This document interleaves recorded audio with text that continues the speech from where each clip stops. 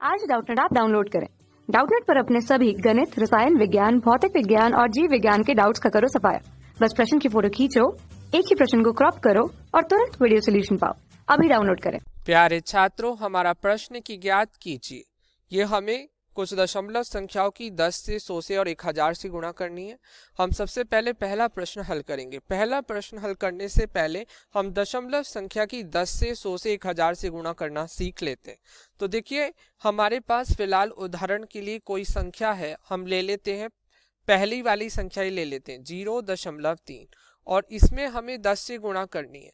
तो हम क्या करते हैं कि जैसे ये हमारा 10 है, 10 में एक तो एक है और एक शून्य, जितने शून्य होते हैं उतना ही हम इस दशमलव बिंदु को दाईं ओर विस्थापित कर देते हैं।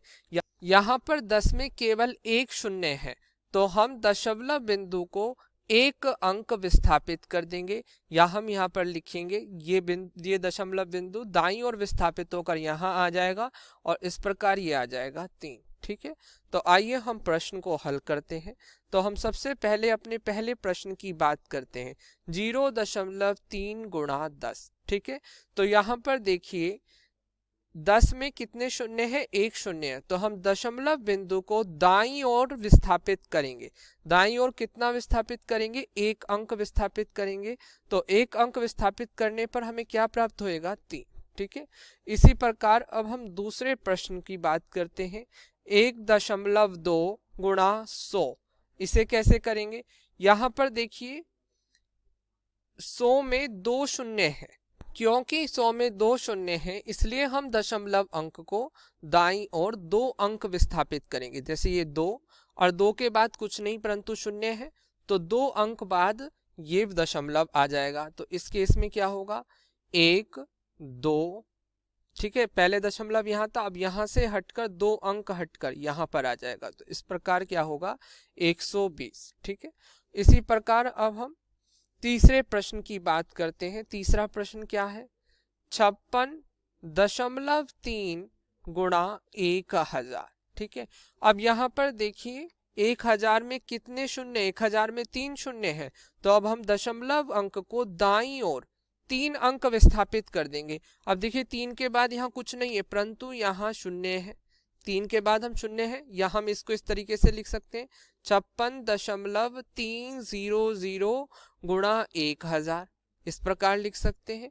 या यहाँ पर क्या आ जाएगा, जब ये दशमलव 3 अंक आगे विस्थापित होगा तो यहाँ पर आ जाएगा।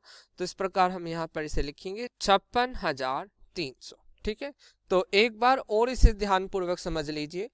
हम अगर पहले प्रश्न की बात करें, पहले प्रश्न में 10 में केवल एक शून्य था, तो हमने दशमलव बिंदु को दाईं ओर एक अंक विस्थापित करा। ठीक है, तो इसलिए ये दशमलव यहां से हटकर कहां पर आ गया, यहां पर आ गया, तो ये आ गया 3। अब देखिए 1.2 में हमें गुणा करनी थी 100 में। अब 100 में कितने शून्य है, 2 शून्य है, तो हम दशमलव बिंदु को दाईं ओर 2 अंक विस्थापित करेंगे।